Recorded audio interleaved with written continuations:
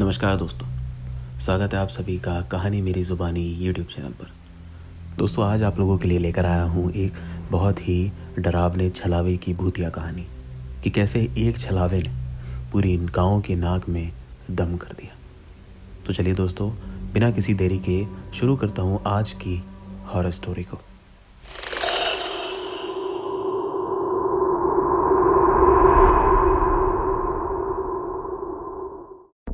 ये बात है आज से करीब 20 साल पहले उत्तर प्रदेश के एक छोटे से गांव की। बताया जाता था कि काफ़ी समय पहले वहाँ पर एक छलावे का साया मौजूद था जो वहाँ के लोगों को बहुत परेशान किया करता था। लोग बाग उससे बहुत परेशान थे। वो सिर्फ उनको परेशान ही नहीं करता था बल्कि वहाँ के जानवर और जीवों को भी बड़ा नुकसान पहुँचाता था। जब गांव के लोग बाग उससे बहुत तंग आ गए तो उन्होंने हार कर एक तांत्रिक को बुलाया और उस छलावे से मुक्ति पाने के लिए उस तांत्रिक से क्रियाएं करवाई।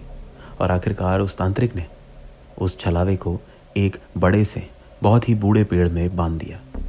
कहा जाता था कि वो छलावा उस बड़े बूढ़े पेड़ में बांधने के बाद फिर उस छलावे ने कभी भी उस गांव में कोई हरकत नहीं करी। फिर ना ही वो कभी दिखाई दिया और सारे गांव वाले सुरक्षित रहे। ये तो थी काफ़ी समय पहले की बात। लेकिन उसके बाद आज से ठीक 20 साल पहले उस गांव में एक और वाकया घटा। दरअसल उस गांव में सरकार द्वारा सड़क बनाई जा रही थी, जो सड़क उस गांव को मेन हाईवे सड़क से जोड़ रही थी। गांव वाले उस सड़क के लिए बड़े ही उत्साहित थे क्योंकि काफ़ी समय से गांव वाले उस सड़क का इंतज़ार कर रहे थे क्योंकि वहाँ पे सिर्फ कच्चे रास्ते थे। लेकिन जिस रास्ते से वो सड़क बनाई जा रही थी वो जंगल के बीच में से होकर जा रहा था। उस रास्ते में काफ़ी सारे पेड़ पड़ रहे थे। उन पेड़ों को काटा जाना था और उन्हीं पेड़ों में से एक पेड़ वही था जिस पेड़ पर उस छलावे को बांधा गया था, यानी कि उसमें वो छलावा कैद था। गांव वालों को उससे कोई फ़र्क नहीं था क्योंकि आधे से ज़्यादा गांव वाले उस चीज़ के बारे में भूल चुके थे। लेकिन उस गांव के जो बड़े बुजुर्ग थे उन्हें याद था। जब उस पेड़ को काटा जा रहा था तो उन बड़े बुजुर्गों ने मना किया और चेतावनी भी दी कि गांव के लिए बुरा हो सकता है। लेकिन गांव वालों और सरकारी अफसरों ने इन चीज़ों पर बिल्कुल गौर नहीं किया और उस पेड़ को पूरा जड़ समेत काट दिया गया। थोड़े समय बाद वहाँ पर एक पक्की सड़क बन गई और थोड़े ही समय बाद गांव वालों ने उस सड़क का प्रयोग करना भी शुरू कर दिया। गांव के लोग बहुत खुश थे क्योंकि पहले कच्चा रास्ता था, पक्का रास्ता हो गया और अब कम समय में गांव वाले लोग मेन सड़क पे, मेन हाईवे पे पहुंच सकते थे। ये सारी चीज़ें चल रही थी। करीब महीना भर से ज़्यादा समय हो चुका था। गाँव वाले लोग उस सड़क का प्रयोग कर रहे थे। अभी तक कोई भी दुर्घटना या फिर हादसा वहाँ पर नहीं हुआ था। लेकिन पहला हादसा और दुर्घटना जो हुआ वो हुई गांव के अंदर। दरअसल अचानक ही बड़े ही अजीब तरीके से गांव के लोगों ने जो मवेशी जानवर पाले हुए थे उनकी मृत्यु होनी शुरू हो गई।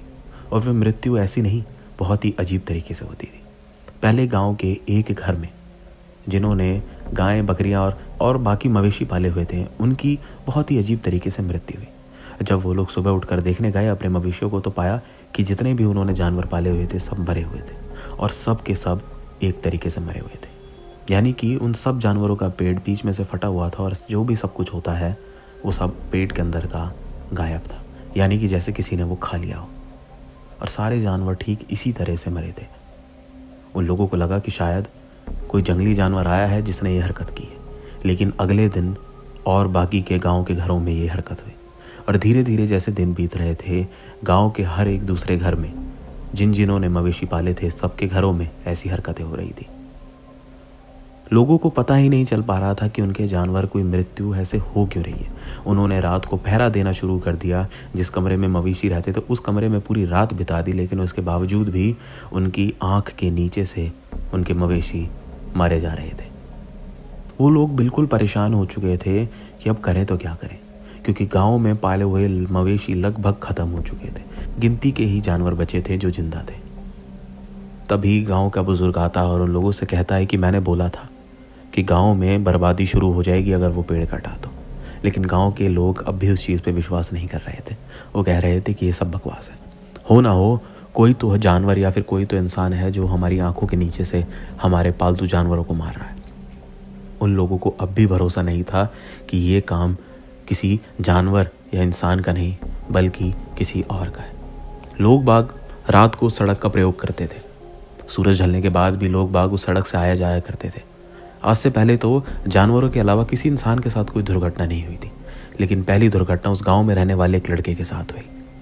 वो लड़का करीब शाम के सूरज ढलने के बाद 7 से 7:30 के बीच में उस सड़क का प्रयोग करके गांव की तरफ ही लौट रहा था कि तभी उसे पीछे से एक बुजुर्ग आवाज़ मारता और कहता है कि बेटा, मुझे इस गांव में जाना है। वो उसी गांव का नाम लेता है जिस गांव में वो लड़का रहता है। कहता है मुझे रास्ता नहीं पता, मुझे तुम पहुंचा दोगे? वो लड़का कहता है कि मैं भी उस गांव में जा रहा हूँ, आप मेरे साथ साथ चलिए। तो वो बुजुर्ग उस लड़के के साथ आगे तक चलने लगता है। थोड़ी दूर आगे चलने के बाद वो बुजुर्ग उस लड़के से कहता है कि बेटा, मुझे थकान महसूस हो रही है, मैं ज़्यादा चल नहीं पाऊंगा, तो थोड़ी देर तो मेरे साथ यहाँ बैठ जाओ, आराम करते हैं, फिर दोबारा चलते हैं। उस लड़के ने उस बुजुर्ग की बात मानी और उसके साथ ही थोड़ी देर वहाँ बैठ गया। लेकिन वो उस लड़के की बहुत बड़ी गलती थी, क्योंकि उस लड़के को पता ही नहीं था वो कोई बुजुर्ग नहीं बल्कि एक छलावा था।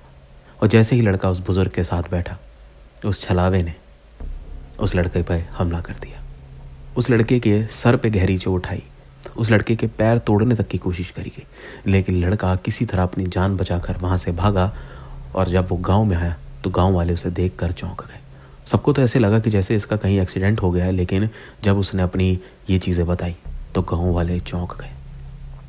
यहाँ तक कि उस लड़के ने ये भी बताया, वो बुज़ुर्ग जो पहले एक आम बुज़ुर्गों की तरह लग रहा था, एक बूढ़े आदमी की तरह लग रहा था, जब उसने मुझ पर हमला करना शुरू किया तो उस बुज़ुर्ग में इतनी जान थी कि जितनी एक नए जवान लड़के में होती है।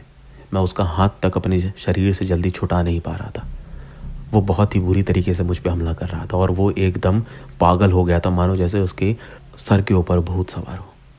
लोग बागों को अब भी लगा कि शायद ये छलावा नहीं बल्कि कोई और ही है, कोई चोर चकारे होंगे जिन्होंने उस लड़के पे हमला करने की कोशिश करी, क्योंकि उन्हें अब भी नहीं लग रहा था कि वो किसी छलावे का काम है।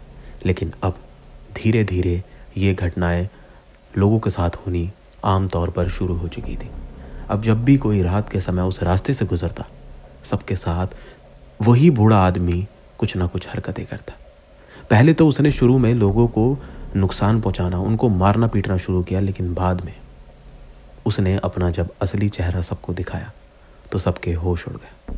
कई बार तो लोगों का कहना यह था कि हमने उस बूढ़े आदमी को आधा इंसान और आधा जानवर के रूप में देखा है, यानी कि उसका धड़ तो इंसान का होता था लेकिन नीचे का हिस्सा जानवर का। और वो उनके पीछे इतनी तेज़ तरीके से भागता था कि ये लोग अपनी जान बड़ी मुश्किल से बचा पाते थे।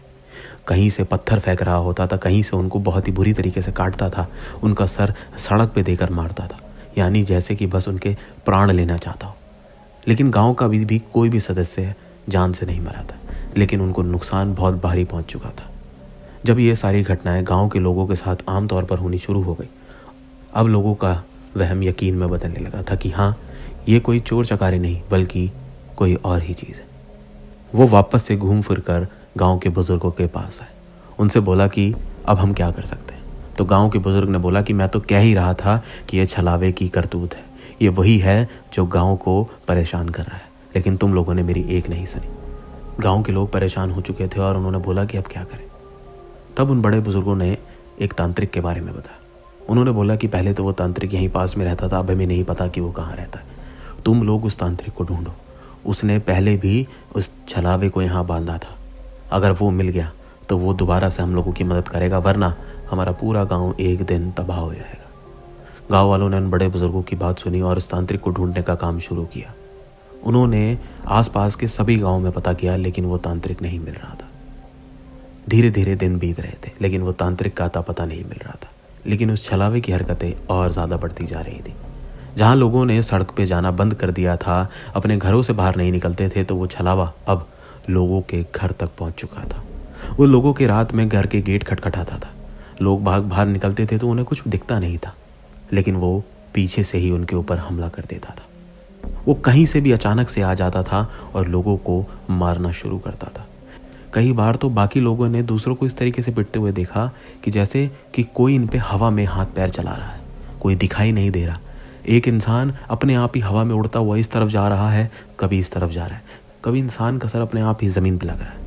उन लोगों को कोई मारता हुआ दिखाई नहीं देता था, लेकिन ये ज़रूर दिखाई देता था कि एक इंसान पिट रहा है।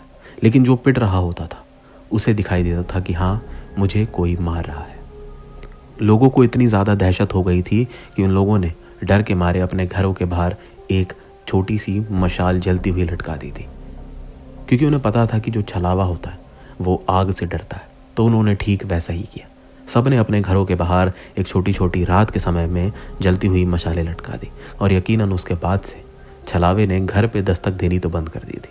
अब कोई भी इंसान छलावे का शिकार जल्दी से नहीं होता था। रात बिरात अगर किसी इंसान को बाहर जाना होता तो वो लोग अपने साथ एक मशाल लेके ज़रूर जाते थे। लेकिन अगर कोई इंसान मशाल ले जाना भूल जाता था तो उसके साथ वो छलावा मौके पाते ही बहुत ही बुरा हशर करता था। लेकिन इसके बाद छलावे ने एक और नया तरीका ढूंढ लिया। अब वो लोगों के घर आता था और उनका गेट खटखटाता नहीं था, बल्कि उस व्यक्ति को उसके नाम से पुकारता था। और वो ऐसी आवाज़ में पुकारता था मानो जैसे गांव में ही रहने वाला कोई व्यक्ति हो।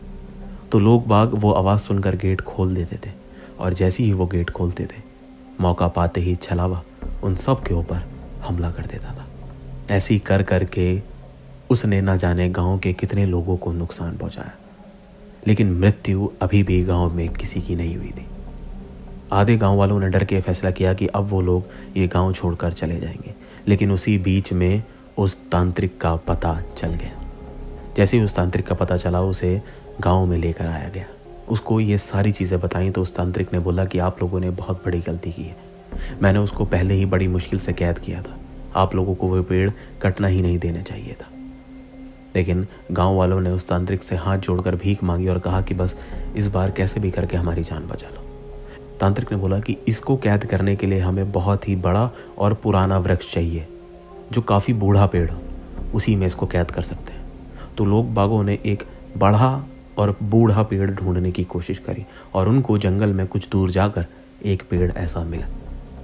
तांत्रिक ने वहाँ पे अपनी जाकर क्रियाएं करनी शुरू करी। काफ़ी समय लगा, लेकिन आखिरकार तांत्रिक ने अपनी क्रियाओं से उस छलावे को वहाँ पर कैद कर दिया। उस पेड़ के चारों ओर काले रंग का धागा बांधा गया। उस पेड़ के ऊपर एक छोटी सी हांडी में कुछ चीज़ रख कर लटका दी गई और वो छलावा फिर से उस पेड़ के अंदर कैद हो गया। लोगों को अब भी इस चीज़ पर यकीन नहीं था, जिस वजह से उन लोगों ने तांत्रिक को अपने गांव में कुछ दिन रुकने के लिए बोला कि आप यहाँ पर थोड़े दिन रुक कर देखिए कि वो छलावा वापस आता है या नहीं। और यकीनन उस दिन के बाद से वो छलावा फिर दोबारा नहीं आया। लोगों ने धीरे से हिम्मत कर करके दोबारा से उस सड़क पे जाना शुरू किया और फिर उसके बाद से वो छलावा दिखाई नहीं दिया। लोगों की नासमझी के चक्कर में उन्होंने इतनी बड़ी सज़ा भुगती। उनके आधे से ज़्यादा मवेशी मारे गए। उन्होंने अपने शरीर के साथ इतनी सारी नुकसान करवाए। लेकिन अगर समय रहते वो ये चीज़ें ना करते तो शायद आगे चलकर वो छलावा उन लोगों की जान भी ले सकता था। दोस्तों, यही थी आज की कहानी। कहानी कैसी लगी कमेंट करके ज़रूर बताएं और कहानी पसंद आई तो अपना एक लाइक इस वीडियो को ज़रूर दें। चैनल पर नए हैं तो सब्सक्राइब भी ज़रूर करें, क्योंकि मैं ऐसी कहानी और जल्द लेकर आऊँगा। फिर मुलाकात होगी एक और नई हॉरर स्टोरी के साथ। नमस्कार।